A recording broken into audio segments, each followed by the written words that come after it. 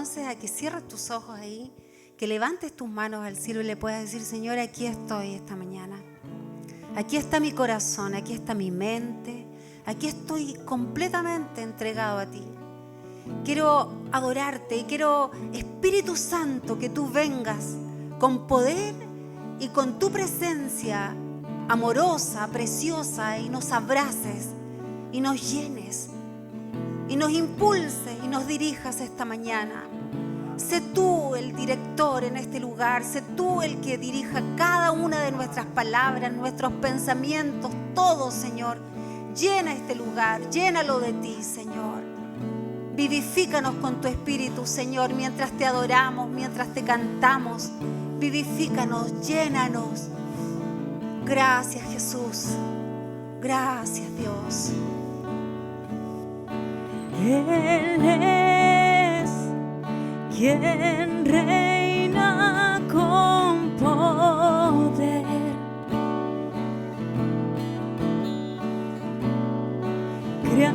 Creador, su fama eterna es. Su voz, un eco sin final, todos proclamarán: no hay nadie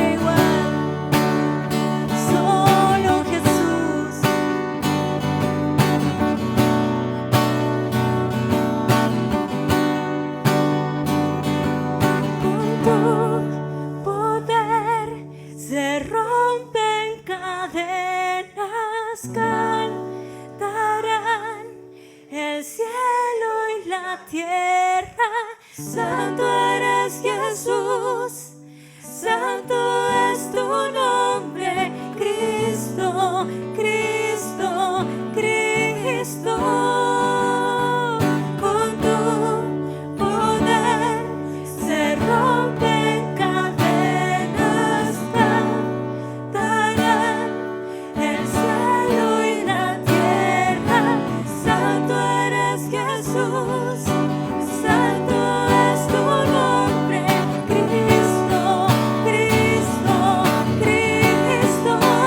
Ven a adorar al que resucitó, la luz del mundo que nos rescató. No hay otro nombre igual, no hay otro nombre igual, Cristo nuestro Dios, el vencedor que a la diestra está. Ante su trono montes caerán.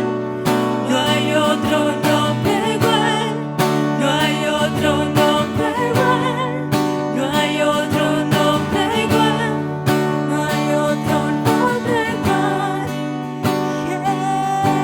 Jesús. Te amamos, Señor. Vamos con las palmas.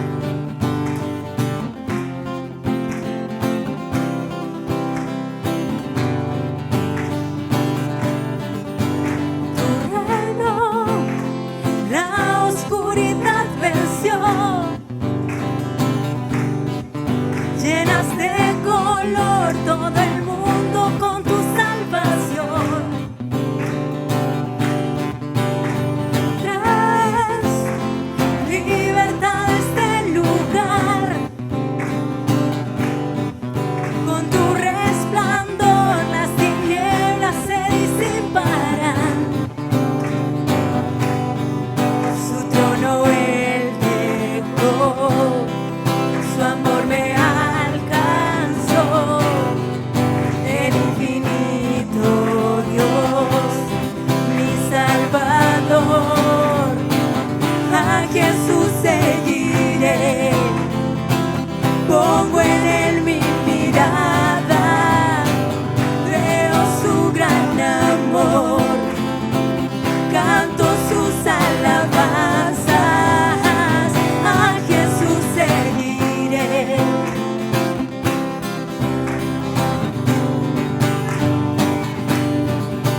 Tu reino en la tierra se verá.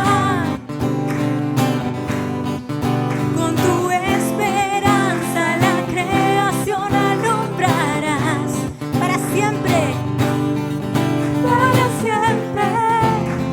vives en mi corazón. Ya no hay temor, vida encuentro en tu perfecto amor.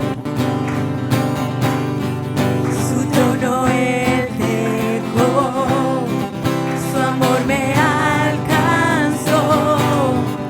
El infinito Dios, mi Salvador. A Jesús seguiré, pongo en él mi mirada, veo su gran amor, canto sus alabanzas. A Jesús seguiré.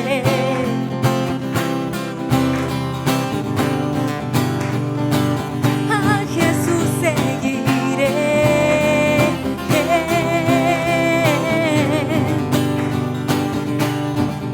Su trono él dejó, su amor me alcanzó. El infinito Dios, mi Salvador. Una vez más. Su trono él dejó, su amor me alcanzó. El infinito Dios, mi Salvador.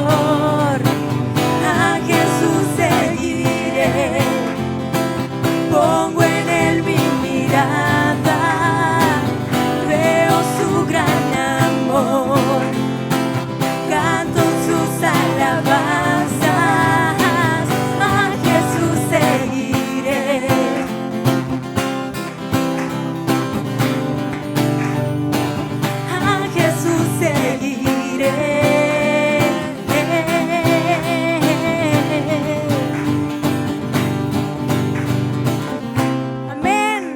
Seguiremos tus pasos, Señor Jesús.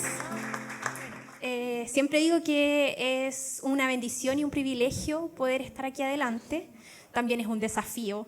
Así que yo estoy muy contenta de poder compartir con ustedes la palabra hoy día. Me costó, tuve que ahí estar con el Señor, por favor, Señor.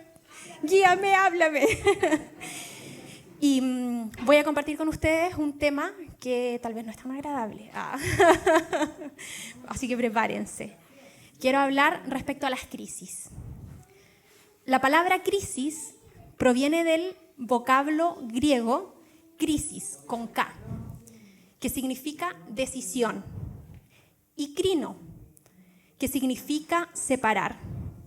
Conlleva una ruptura, pero al mismo tiempo conlleva, ¿cierto?, una oportunidad, porque nosotros tenemos que decidir. La crisis es un estado temporal de agitación, trastorno o desorganización en el cual nos vemos desbordados, ¿cierto? ¿Cuánto nos hemos enfrentado a circunstancias difíciles en que en realidad sentimos que nos superan? Se produce cuando percibimos que los métodos que utilizamos usualmente para afrontar problemas no son suficientes, por lo que experimentamos desadaptación e insatisfacción. Existe una palabra que engloba lo que es crisis y es desequilibrio. Un desequilibrio, ¿cierto?, ocurrió entre un antes y un después y desafía nuestra capacidad interna de avanzar o retroceder o de quedarnos simplemente estancados, ¿cierto? La crisis emocional siempre nos obliga a tomar una decisión. Por ejemplo, nos podemos enterar, ¿cierto?, que un hijo está consumiendo drogas. Eso es una crisis. Marca en nosotros un antes y un después. O nos enteramos de una infidelidad en nuestro matrimonio. Es algo fuerte, es algo que no nos permite continuar, que sí o sí nos va a desbordar y que marca un antes y un después, o un diagnóstico que no esperábamos, una enfermedad. Todo eso marca un antes y un después y nos impulsa a tener que tomar una decisión. Podríamos incluso querer pasar por alto la situación y seguir con nuestra rutina como si nada, pero aún así esa sería nuestra decisión, no hacer nada. Como hijos de Dios, debemos tener claro lo que dice la palabra y pasar las crisis tomados de su mano. Cuando estamos en crisis nos sentimos más débiles, desorientados, ¿cierto? Y el enemigo siempre ante una crisis va a tratar de tomar ventaja. Porque, como decía, ¿cierto?, las crisis nos desestabilizan, nos pillan volando bajo y ahí, si no estamos atentos, si no estamos alerta, el enemigo se aprovecha. Juan 10:10 dice: el propósito del ladrón es robar y matar y destruir, pero mi propósito es darles una vida plena y abundante. Primera de Pedro 5:8 dice: estén alerta, cuídense de su gran enemigo, el diablo, porque anda al acecho como un león rugiente buscando a quien devorar. Entonces pregunta, ante la crisis, ante esta situación, ¿cierto?, que nos marca un antes y un después, ¿nosotros estamos alerta? ¿Estamos conscientes de que existe un enemigo que nos quiere destruir? Nosotros como cristianos muchas veces sabemos, ¿cierto?, esto lo hemos escuchado un montón de ocasiones, que tenemos un enemigo, que existe el mundo espiritual, pero nosotras en nuestra cotidianeidad vivimos como si no lo hubiese, ¿cierto? Vivimos la rutina, marcamos el paso y hacemos como que todas las cosas que suceden simplemente son en lo natural.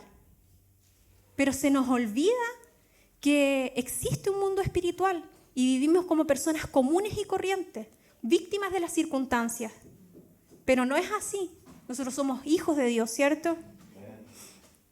Ahora, una persona por ahí me pasó un libro que se llama Oración Ferviente. No les voy a decir quién. Y me gustaría tocar algunos puntos a considerar en cuanto a las estrategias que el enemigo utiliza para derribarnos. Yo creo que quizás muchos de aquí conocen ese libro. Creo que las mujeres en algún momento lo estuvimos viendo, ¿cierto? Bueno, yo no lo vi. Chuta. Así que me tocó después.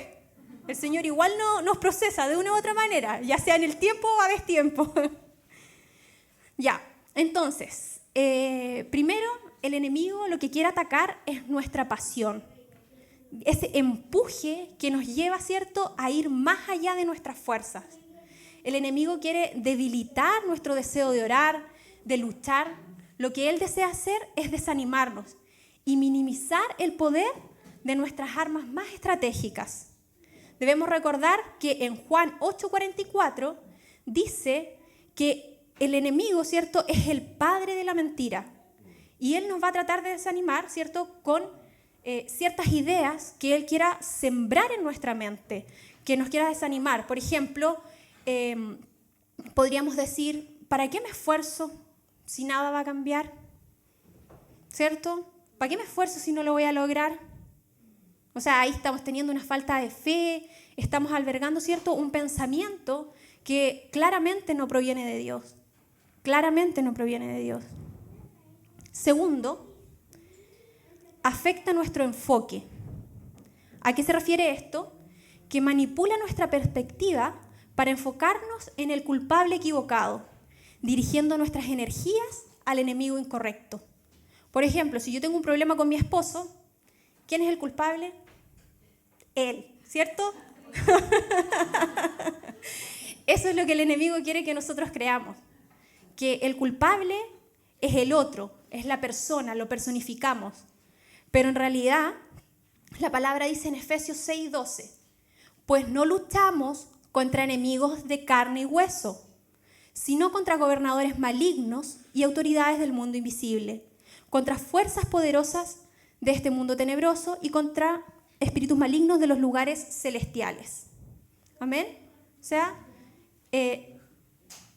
nosotros no peleamos contra las personas. Cuando nosotros tenemos ciertas dificultades, ciertas circunstancias, ya sea en el trabajo, ¿cierto?, no es con los colegas, o no es con el jefe, o en la familia, no es mi hermano. No es mi hermano con el que yo tengo el conflicto. O sea, sí, ¿cierto? En lo natural, sí. Pero detrás de eso hay otras cosas. Existe un mundo espiritual en el cual nosotros tenemos que batallar con oración. Tercero, ataca nuestra identidad. Él nos quiere ver débiles, nos quiere ver inseguros, dudando de lo que Dios dice de nosotros. Aquí me gustaría leerles una porción de la palabra que está en Efesios 1.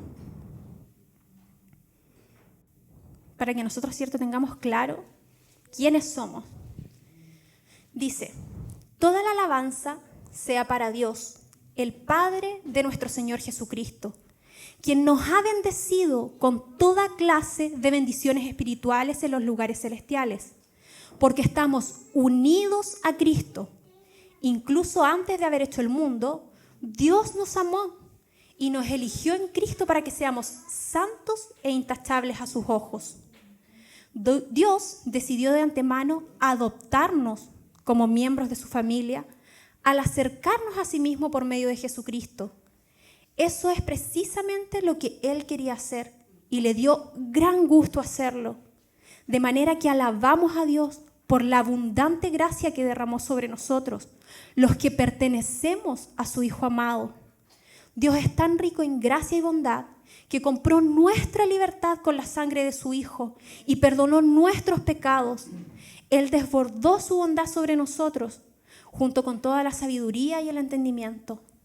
Es más, dado que estamos unidos a Cristo, hemos recibido una herencia de parte de Dios, porque Él nos eligió de antemano. Cuando creyeron en Cristo, Dios los identificó como suyos, al darles el Espíritu Santo, el cual había prometido tiempo atrás. El Espíritu es la garantía que tenemos de parte de Dios de que nos dará la herencia que nos prometió y de que nos ha comprado para que seamos su pueblo. Dios hizo todo esto para que nosotros le diéramos gloria y alabanza. Amén. Y el enemigo quiere hacernos olvidar todo esto. El enemigo nos quiere débiles, nos quiere inseguros, nos quiere dudando de lo que Dios dice de nosotros, ¿cierto? Quiere que miremos, como les decía delante, solo lo natural, que nos miremos a nosotros mismos, porque si nos miramos a nosotros mismos, la verdad es que es para bajonearse, ¿cierto? cuando miramos nuestras debilidades, nuestras fallas de carácter tal vez. Entonces el enemigo quiere que nosotros estemos enfocados en eso. Pero como leíamos aquí en la palabra, ¿cierto? Que dice que Dios nos ha bendecido, nos ha dado herencia, nos ha adoptado para estar en su familia, nos ha liberado, nos ama, pagó un precio de sangre por cada uno de nosotros. Entonces, cuando nosotros empezamos a flaquear en lo que es nuestra identidad, en quiénes somos, tenemos que recordar lo que dice la palabra y pararnos en eso y desechar todo pensamiento que no proviene del Señor. Amén. Cuarto, contra nuestra familia. El enemigo quiere desintegrar nuestras familias, dividir nuestra casa, que exista caos y carezca de paz. Ahora, la familia no es una institución creada por el hombre, sino que es un diseño de Dios que refleja además la relación de Cristo y la iglesia. Génesis 2, 23, 24 dice: «Al fin», exclamó el hombre, «este es hueso de mis huesos y carne de mi carne. Ella será llamada mujer, porque fue tomada del hombre». Esto explica por qué el hombre deja a su padre y a su madre y se une a su esposa, y los dos se convierten en uno solo. Eso dice la palabra. Efesios 5, 21, 28. Vamos a ver si les gusta este. Sométanse unos a otros por reverencia a Cristo. Para las esposas eso significa: sométase cada una a su marido como al Señor, porque el marido es la cabeza de su esposa, como Cristo es la cabeza de la iglesia. Él es el salvador de su cuerpo, que es la iglesia. Así como la iglesia se somete a Cristo, de igual manera la esposa debe someterse en todo a su marido. Para los maridos, eso significa: ame cada uno a su esposa, tal como Cristo amó a la iglesia. ¡Qué bello! Él entregó su vida por ella, a fin de hacerla santa y limpia, al lavarla mediante la purificación de la palabra de Dios. Lo hizo para presentársela a sí mismo como una iglesia gloriosa, sin mancha ni arruga ni ningún otro defecto. Será en cambio santa e intachable. De la misma manera, el marido debe amar a su esposa como ama a su propio cuerpo, pues un hombre que ama a su esposa en realidad demuestra que se ama a sí mismo. Eso dice la palabra, ¿cierto? Y así comienza la familia. Entonces, también la palabra dice, por ejemplo, respecto a los hijos, que debemos instruirlos, ¿cierto?, cuando son pequeños, para que cuando ellos sean ya mayores no se aparten del Señor. Ahora vamos con el punto quinto. El enemigo también quiere atacar nuestra confianza. Nos recuerda nuestros errores pasados y malas decisiones, queriéndonos hacer sentir culpa y olvidar que hemos sido justificados por medio de Cristo. Cuando nosotros llegamos al Señor, ¿cierto? Muchas veces hemos pasado un montón de cosas que tal vez nos arrepentimos y que quisiéramos que nunca hubiesen sucedido. Y la palabra dice en 2 Corintios 5, 17, que el que pertenece a Cristo se ha convertido en una persona nueva. La vida antigua ha pasado y una nueva vida ha comenzado. Pero el enemigo nos quiere traer una y otra vez a nuestra cabeza los errores del pasado. Nos quiere traer a nuestra mente nuestras equivocaciones, nuestras faltas, porque quiere que nosotros perdamos la confianza. Quiere que nos olvidemos del sacrificio que Cristo hizo por nosotros, que una vez que nosotros creemos en Él, Él nos limpia, Él nos santifica, somos nuevas criaturas. Y como dice aquí, ¿cierto?, las cosas viejas pasaron. O sea, el Señor ya perdonó nuestro pasado, Él ya nos limpió. Ahora quizás lo que falta es que nosotros nos perdonemos a nosotros mismos, porque muchas veces somos nosotros los que no quiere soltar esas cosas. El que realmente, no, ¿por qué me equivoqué? Nunca debía haber hecho esto. Y el Señor lo trae a nuestra memoria y nos vuelve a doler. Pero tenemos que recordar siempre lo que dice la palabra. El enemigo siempre nos va a querer atacar en nuestra mente, sembrando ideas, sembrando pensamientos que no son del Señor. Pero la palabra dice, ¿cierto?, que el que pertenece a Cristo se ha convertido en una persona nueva. La vida antigua ha pasado y una nueva vida ha comenzado. No quiere decir que no nos equivocamos, erramos al blanco, pecamos. Pero el Señor hace todas las cosas nuevas y al Señor le agrada un corazón arrepentido. Un corazón que a pesar de que se equivoca, ¿cierto?, quiere siempre agradarlo a Él. Eso es lo importante, que siempre podamos volver al Señor. Segunda de Corintios 12:9 dice: mi gracia es todo lo que necesitas. Mi poder actúa mejor en la debilidad. Así que ahora me alegra jactarme de mis debilidades, para que el poder de Cristo pueda actuar a través de mí. Era como lo que les decía adelante, ¿cierto? O sea, si nos miramos a nosotros mismos, chuta, vamos a quedar mal, vamos a quedar así deprimidos, tristes. Pero aquí, ¿cierto? Era Pablo, si no me equivoco, el que escribía esto, ¿no? Ya. Pablo decía, qué rico, mis debilidades. Uy, qué emocionante. Porque en realidad es el Señor el que se glorifica a través de nuestras vidas. Por nosotros quizás no podríamos hacer nada, pero Él es el que se hace fuerte. Número 6. Contra nuestro llamado. Nuestro enemigo quiere paralizarnos con el temor para que no conquistemos el llamado de Dios.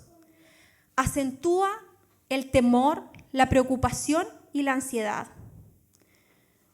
Juan 14:27 dice: les dejo un regalo, paz en la mente y en el corazón. Y la paz que yo doy es un regalo que el mundo no puede dar. Así que no se angustien ni tengan miedo. ¿Te estarás sintiendo temeroso de vez en cuando? ¿Te estará paralizando el miedo ante ciertas circunstancias? Bueno, el Señor dice, ¿cierto?, que Él nos deja paz. Paz en la mente y el corazón. No nos angustiemos ni tengamos miedo. En el día a día, ¿cierto?, las circunstancias vienen sobre nosotros y nos atemorizamos. Es la reacción natural, es la reacción normal que cada uno tiene a desesperarse, ¿cierto? Pero tenemos que enfocarnos. ¿Qué dice la palabra siempre? ¿Qué dice la palabra? En el mundo tendréis aflicción. Va a pasar, va a suceder. Pero confíen, porque yo he vencido al mundo, dice el Señor. Jeremías 29:11. Pues yo sé los planes que tengo para ustedes, dice el Señor. Son planes para lo bueno y no para lo malo, para darles un futuro y una esperanza. El Señor en esta mañana lo que quiere hacer es llenarnos de fe, es llenar nuestros corazones de fe. Y ante cualquier ataque del enemigo, tener claro qué es lo que dice la palabra. Amén. Yo sé los planes que tengo para ustedes. Son planes para lo bueno y no para lo malo, para darles un futuro y una esperanza. Otro versículo dice, a los que aman a Dios, todas las cosas les ayudan a bien. Esto es a los que conforme a su propósito, ¿cierto?, son llamados. Entonces, una vez más, podemos estar pasando cosas malas o podemos estar pasando cosas buenas a nuestros ojos, ¿cierto? Pero todo nos ayuda bien. El Señor es soberano, Él tiene el control. Nuestros pensamientos no son como sus pensamientos, ¿cierto?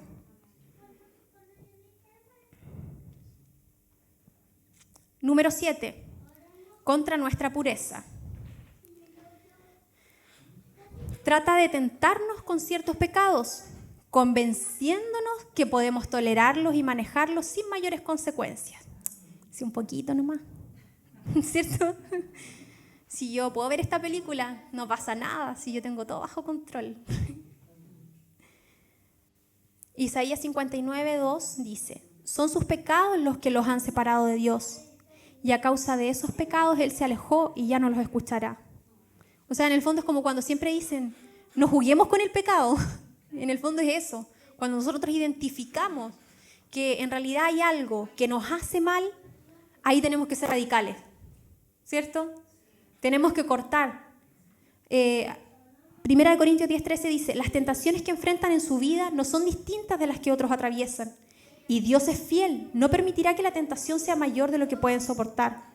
Cuando sean tentados, Él les mostrará una salida para que puedan resistir. Y algunas salidas a veces son arrancar, ¿o no? Me acuerdo ahí de la historia de José cuando estaba con la esposa de Potifar, y la esposa de Potifar hasta le arrancó, creo, la ropa para poder retenerlo. Yo creo que para un hombre debe ser bastante difícil si una mujer atractiva lo intenta seducir. Y él, ¿qué hizo? Arrancó, ¿cierto? Arrancó. Corre, soldado que arranca, ahí sirve esa. Soldado que arranca sirve para otra guerra. Número 8. Contra nuestro reposo y nuestro contentamiento. El enemigo nos presiona y espera sobrecargar nuestra vida y calendario. Hace que todo parezca urgente. Nos presiona de manera constante, más allá de nuestros límites, de manera que nunca sintamos permiso de decir que no. ¿Cierto? Nuestra agenda, sobre todo en estos días, está copada. ¿A quién le falta horas al día? ¿Quién quisiera que el día tuviese más de 24 horas? ¿Cierto? O sea, y en realidad, desde la eternidad, yo creo que... No, desde la eternidad, pero nosotros sabemos que el día siempre ha tenido 24 horas. Y todos piensan que en realidad ahora el tiempo pasa más rápido. Y en realidad estamos tan sobrecargados, tan ajetreados, que realmente el enemigo hace que todo parezca urgente. A nada le puedo decir que no. Y nosotros tenemos que ser inteligentes, tenemos que aprender a priorizar qué es lo realmente importante. Nosotros ahora, por ejemplo, que estamos armando nuestra casa, es tan importante que le dediquemos tiempo y que nos afanemos en comprar todo lo que necesitamos para tenerla perfecta. Es importante, ¿o no? Yo de repente digo, a ver, quizás nos vamos a enfocar en la casa y vamos a tenerla perfecta y armada y bella, pero si no nos dedicamos a la familia, una vez que la casa esté bonita, lista y armada, hasta aquí llegamos. ¿Qué tal si cada uno sigue su camino? Porque puede suceder, ¿o no? Puede suceder que un matrimonio se quiebre. Entonces, ¿era tan urgente arreglar la casa, afanarnos, desesperarnos por hacer que todo esté lindo, completo, perfecto, que todavía nos faltan las cortinas, entonces tenemos que ir a comprar las cortinas, que todavía nos falta, no sé, un comedor, que todavía nos falta vender la otra casa? Entonces, todo es urgente. Todo es urgente. Chuta, necesitamos las lucas, entonces sí, tenemos que hacerlo. ¿Y es tan urgente en realidad cuando quizás se podría estar desmoronando la familia? No es tan urgente. Entonces ahí nos damos cuenta de que en realidad cuando ya quizás estamos en una crisis, cuando ya quizás estamos en algo mayor que no era tan importante, podría haber esperado, porque puedo vivir en una casa que quizás está incompleta, pero puedo vivir con mi corazón destrozado. ¿Cómo me levanto de eso? Bueno, el Señor en su gracia y misericordia siempre lo va a hacer, pero nosotros tenemos que ser inteligentes. Deuteronomio 5:15. Recuerda que tú también fuiste esclavo en Egipto y que el Señor tu Dios te sacó de allí con mano fuerte y brazo poderoso. Por esa razón, el Señor tu Dios te ordenó descansar el séptimo día. Siempre dicen, ¿cierto?, que Egipto es, ¿cómo se dice? Simboliza el mundo, simboliza el sistema. Entonces, nosotros, en este mismo punto, ¿cierto?, ¿estamos siendo esclavos del sistema? ¿Estamos siendo esclavos de esa urgencia que nos quiere imponer el mundo? ¿O realmente nos estamos comportando como hijos libres? Y después dice, por esa razón el Señor tu Dios te ordenó descansar el séptimo día. El mismo Señor, cuando habla de la creación, dice que Él descansó el séptimo día. Y cuando habla de descansar, no se refiere simplemente a, me quedo aquí echadito en la cama. No, sino que meditó. El Señor meditó. Se dio un tiempo, por ejemplo, para esto mismo que estamos haciendo ahora nosotros. Meditando, reflexionando, escudriñando nuestro corazón, queriendo conectarnos con nuestro Creador. Eso es lo que da descanso. Amén. El otro día, este es un paréntesis, un tips, estaba yo tomando clases con una psicóloga y me decía ella que hoy en día el estrés está como muy de moda y que la hormona del estrés es el cortisol. Y me decía ella, ¿y sabes cuál es la que contrarresta al estrés? Al cortisol, la oxitocina. Y me decía, ¿y sabes cómo esa se produce? Con conexión. Entonces, cuando nosotros nos conectamos unos con otros, con los hermanos, cuando nosotros nos conectamos con Dios, estamos produciendo esa oxitocina que necesitamos para combatir el estrés. Y uno piensa que descansar es irse a tirar a la cama. Pero en realidad no, tenemos que conectarnos. Porque existen distintos tipos de cansancio, distintos tipos de agotamiento. Y no siempre el agotamiento es físico, sino que existen otro tipo de agotamiento mental, agotamiento espiritual. Entonces ahí no necesitamos ir a tirarnos a la cama. Claro, si estoy cansada porque tengo agotamiento físico, ok, voy y me acuesto, ¿cierto? Descansé, desperté y desperté súper bien. Pero ¿cuántos les ha pasado que de repente van, se acuestan y se despiertan igual? Cansados o más cansados. Pregunta, ¿será lo que están sintiendo? ¿Será que están sintiendo agotamiento físico?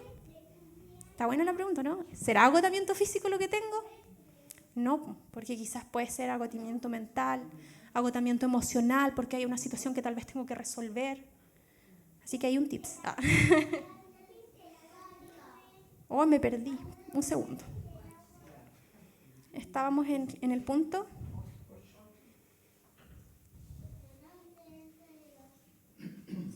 En el punto 8. Gálatas 5:1 dice, por lo tanto, Cristo en verdad nos ha liberado. Ahora asegúrense de permanecer libres y no se esclavicen de nuevo a la ley. Ya hemos sido liberados. Así que, es cierto, tenemos que asegurarnos de permanecer libres. Revisar en qué estamos. ¿Estaré actuando como un esclavo? Punto 9. Contra nuestro corazón. Lo que el enemigo quiere es mantener frescas las heridas del pasado, intentando que alberguemos enojo, dolor y amargura. Hebreos 12:15 dice, cuídense unos a otros para que ninguno de ustedes deje de recibir la gracia de Dios. Tengan cuidado de que no brote ninguna raíz venenosa de amargura, la cual los trastorne a ustedes y envenene a muchos. Efesios 4:26-27 dice, además, no pequen al dejar que el enojo los controle. No permitan que el sol se ponga mientras siguen enojados, porque el enojo da lugar al diablo. Chuta, qué fácil enojarse. Y permanecer enojado, ¿o no? Y aquí dice que no dejen que el enojo los controle, ni que el sol se ponga mientras siguen enojados. O sea, si me enojé hoy día, no puedo seguir enojada hasta mañana. Eso dice la palabra, así lo entiendo yo, ¿no? Que no se ponga el sol cuando ya se está escondiendo, ¿cierto? Porque si no, van a dar lugar al diablo. Entonces, hay que cuidar el corazón. Tenemos que aprender a tratar con el enojo. Romanos 12:19-21 dice, queridos amigos, nunca tomen venganza. Dejen que se encargue la justa ira de Dios, pues dicen las Escrituras, yo tomaré venganza, yo les pagaré lo que se merecen. En cambio, si tus enemigos tienen hambre, dales de comer. Si tienen sed, dales de beber. Al hacer eso, amontonarás carbones encendidos de vergüenza sobre su cabeza. No dejen que el mal los venza, más bien venzan el mal haciendo el bien. O sea, descansemos en el Señor, en que Él es el que se encarga de cada una de nuestras necesidades, tal vez de cada una de las faltas que cometen en contra de nosotros.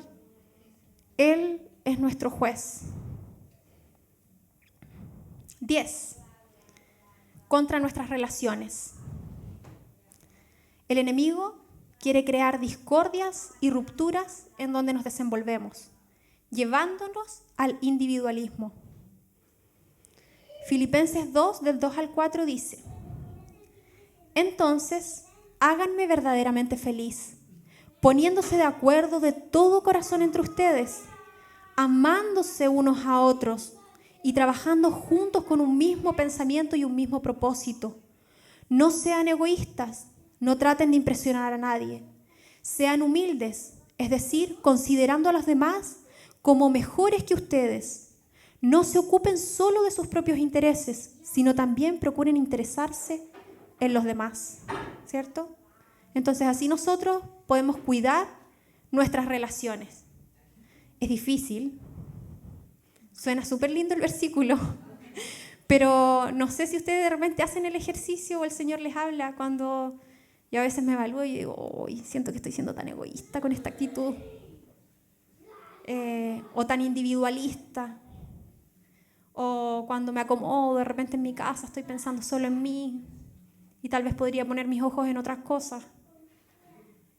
Pero dice que es cierto que no tenemos que pensar ni ocuparnos solo en nuestros propios intereses, sino que también en los intereses de los demás. No tratemos de impresionar a nadie, ser humildes, poniéndose de acuerdo. A veces es tan difícil ponerse de acuerdo porque, para empezar, muchas veces tenemos problemas de comunicación. Partiendo por eso, ¿cierto? Entonces, si no nos comunicamos, ¿cómo nos ponemos de acuerdo? Me pasa, a mí me cuesta comunicarme. Así que es un ejercicio que tengo que hacer constantemente. A veces yo me enojo y me quedo callada. Algo me molesta y me lo guardo. Entonces ahí difícil que exista un acuerdo. Entonces hay que comunicarse, hay que decir las cosas. Tenemos que amarnos unos a otros, dice, y trabajando, ¿cierto?, juntos con un mismo pensamiento y un mismo propósito. Eso eran, ¿cierto?, los 10 puntos en los que el enemigo nos quiere atacar. Ahora un breve repaso. Mi pregunta es, ¿en qué área sientes que estás siendo atacado? ¿Te sientes atacado? ¿Sientes que tal vez alguno de estos puntos pueda estar afectando tu vida? Me acuerdo del Salmo de David que dice que, Señor, escudriña mi corazón. Eso es lo que el Señor quiere que nosotros hagamos esta mañana. Que nosotros podamos abrir el corazón y que dejemos que Él escudriñe nuestro interior. Que Él nos muestre, que Él nos revele si tal vez hay alguna de estas cosas en las que el enemigo quiere tomar ventaja sobre nuestras vidas y nos quiere paralizar y no quiere que avancemos. Por ejemplo, ¿estamos siendo atacados en nuestra pasión? ¿Te estás sintiendo desanimado? ¿Te estás sintiendo sin ganas tal vez de orar? ¿Sin ganas de avanzar? Tal vez conforme con tu realidad, conforme con tu rutina. ¿Está siendo atacada nuestra pasión? ¿Nos sentimos así? ¿Estará siendo atacada nuestra identidad? ¿Tenemos claro quiénes somos? Tal vez aquí podríamos decir, sí, lo tengo claro, soy una hija de Dios. Pero ante una situación, ¿recordamos lo que la palabra dice de nosotros? Que somos hijos de Dios, que somos coherederos, que hemos sido libertados, que hemos sido salvados, que hemos sido comprados a precio de sangre, que somos valiosos, pero tal vez en alguna circunstancia de nuestras vidas nos sentimos súper desdichados, con poca valía. Entonces, el Señor quiere tratar esas cosas con nosotros. ¿Nos estamos enfocando en el enemigo incorrecto? ¿Será que tal vez estamos enojados con alguien? ¿Que tenemos un problema con alguna persona? Y tenemos quizás una espinita guardada, un rencor, alguna amargura. Y no nos estamos enfocando en ese enemigo que nos quiere derribar, sino que lo estamos personificando. ¿Estaremos teniendo problemas en la familia, en nuestro matrimonio? ¿Habrá falta de acuerdo? ¿Estaremos teniendo problemas con nuestros hijos? Tal vez los estamos ignorando, dejando a la vida, no guiando sus pasos. ¿Estaremos siendo atacados en la confianza? ¿Sintiendo culpa por errores del pasado? ¿Estaremos siendo atacados en nuestro llamado, paralizados por el temor? ¿O problemas con la pureza, cediendo a la tentación? En cuanto a nuestro reposo y nuestro contentamiento, ¿andamos estresados por la vida? ¿Andamos así, como les decía, que nos falten horas al día? ¿Tenemos revueltas nuestras prioridades? ¿Estamos dedicando tiempo a nutrirnos día a día espiritualmente? Que en realidad esa es nuestra benzina. O sea, si nosotros dejamos pasar un día y no nos acercamos al Señor, no oramos, no nos nutrimos de su palabra, es súper fácil caer. ¿Nuestro corazón cómo está? ¿Estará con amargura, con falta de perdón? Y en nuestras relaciones nos estamos comportando, como decía el versículo, de manera humilde, poniéndonos de acuerdo, pensando en el otro, no solo en nosotros mismos. ¿Estaremos siendo egoístas o individualistas? El Señor quiere escudriñarnos, el Señor quiere que nosotros miremos cómo estamos. El Señor quiere que avancemos, el Señor quiere que crezcamos, porque Él tiene propósitos con cada uno de nosotros, Él tiene un llamado. Y a Él le encantaría, ¿cierto?, poder hacer su voluntad en nuestras vidas. Pero muchas veces somos nosotros los que lo frenamos, porque estamos, como dicen por ahí, ¿cierto?, acariciando el pecado. Es como, no, yo me gusta ser así, con mi egoísmo, con mi individualismo, y no lo quiero cambiar. Entonces, el Señor no puede avanzar. El Señor no puede concretar lo que Él tiene para cada uno por causa de que nosotros no queremos resolver estas cosas, por causa de que nosotros tal vez no queremos dedicarle tiempo. Puede ser porque incluso simplemente nos dé flojera, porque no dedicamos ese espacio en el que tal vez me encierro, ¿cierto?, en mi habitación y digo, Señor, aquí estoy, escudriña mi corazón, escudriña mi vida, ve si hay camino de perversidad en mí, como decía el rey David. Límpiame, purifícame.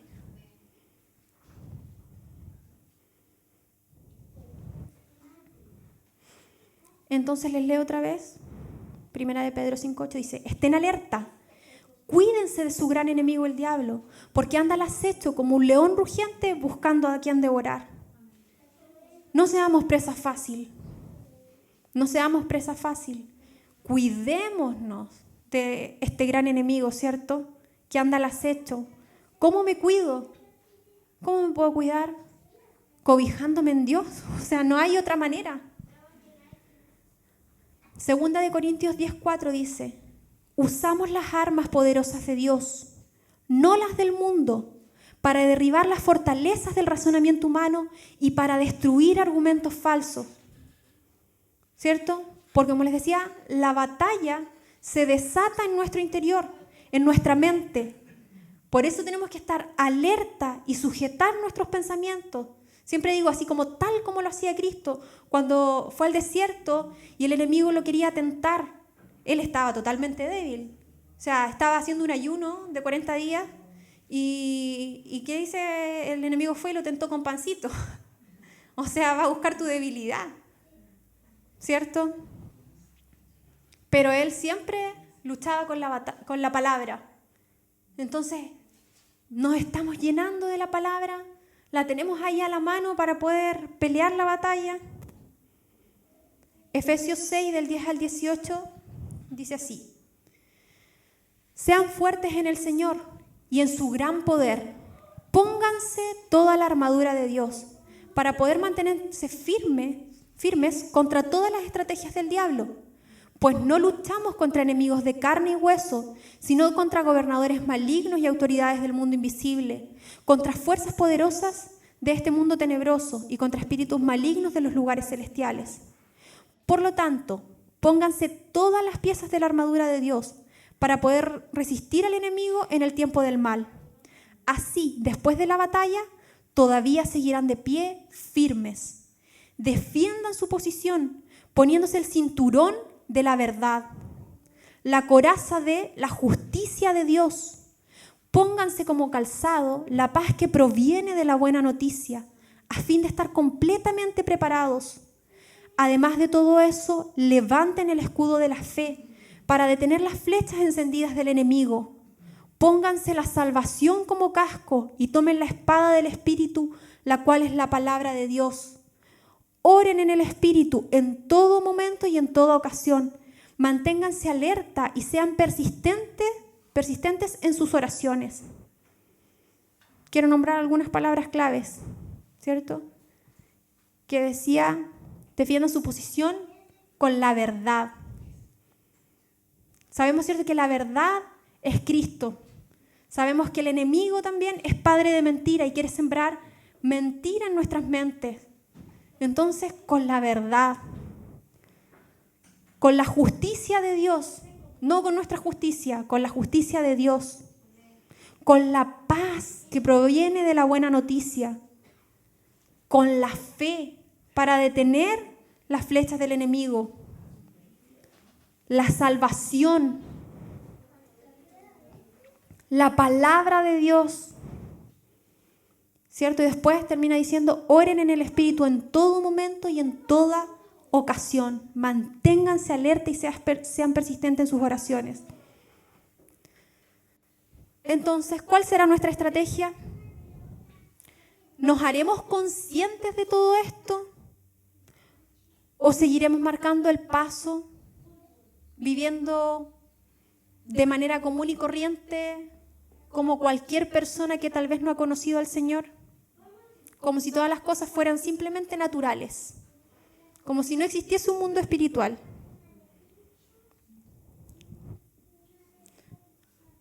Un versículo final, 1 Pedro 1:7. Estas pruebas demostrarán que su fe es auténtica. Está siendo probada de la misma manera que el fuego prueba y purifica el oro. Aunque la fe de ustedes es mucho más preciosa que el mismo oro, entonces su fe, al permanecer firme en tantas pruebas, les traerá mucha alabanza, gloria y honra en el día que Jesucristo sea revelado a todo el mundo. Todo, absolutamente todo lo que nosotros pasamos, cualquier crisis que podamos estar viviendo, también sirve cuando nosotros las tomamos de la mano de Dios para hacernos crecer, para purificarnos, ¿cierto? Así como el oro se prueba en el fuego y se purifica en el fuego. Es difícil, es fuerte, es doloroso, pero cuando nosotros estamos tomados de la mano de Dios, sabemos que es por un propósito mayor, que el Señor nos quiere limpiar, que el Señor nos quiere lavar, que el Señor quiere que nosotros vivamos unas vidas santas, que realmente anhelemos, ¿cierto?, poder vivir bajo su voluntad. Así que yo en esta hora quiero pedirles que ustedes puedan cerrar sus ojos, que podamos reflexionar en esta palabra, que podamos escudriñar nuestros corazones y que en esta hora podamos orar al Señor. Amén.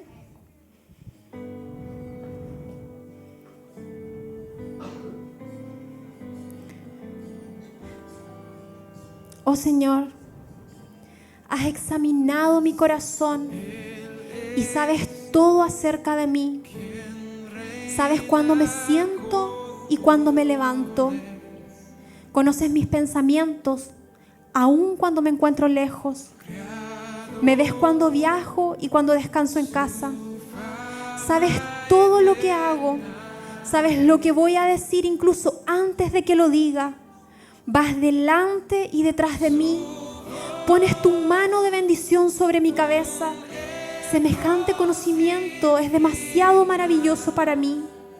Es tan elevado que no puedo entenderlo. Jamás podría escaparme de tu espíritu. Jamás podría huir de tu presencia. Si subo al cielo, allí estás tú. Si desciendo a la tumba, allí estás tú. Si cabalgo sobre las alas de la mañana, si habito junto a los océanos más lejanos, aún allí me guiará tu mano y me sostendrá tu fuerza. Podría pedirle a la oscuridad que me ocultara y a la luz que me rodea que se convierta en noche, pero ni siquiera en la oscuridad puedo esconderme de ti. Para ti la noche es tan brillante como el día. La oscuridad y la luz son lo mismo para ti. Tú creaste las delicadas partes internas de mi cuerpo y me entretejiste en el vientre de mi madre. Gracias por hacerme tan maravillosamente complejo. Tu fino trabajo es maravilloso, lo sé muy bien. Tú me observabas mientras iba cobrando forma en secreto, mientras se entretejían mis partes en la oscuridad de la matriz. Me viste antes de que naciera. Cada día de mi vida estaba registrado en tu libro. Cada momento fue diseñado antes de que un solo día pasara. Qué preciosos son tus pensamientos acerca de mí, oh Dios. No se pueden enumerar. Ni siquiera puedo contarlos. Suman más que los granos de la arena. Y cuando despierto todavía estás conmigo. Examíname, oh Dios. Examíname, oh Dios, y conoce mi corazón. Pruébame y conoce los pensamientos que me inquietan.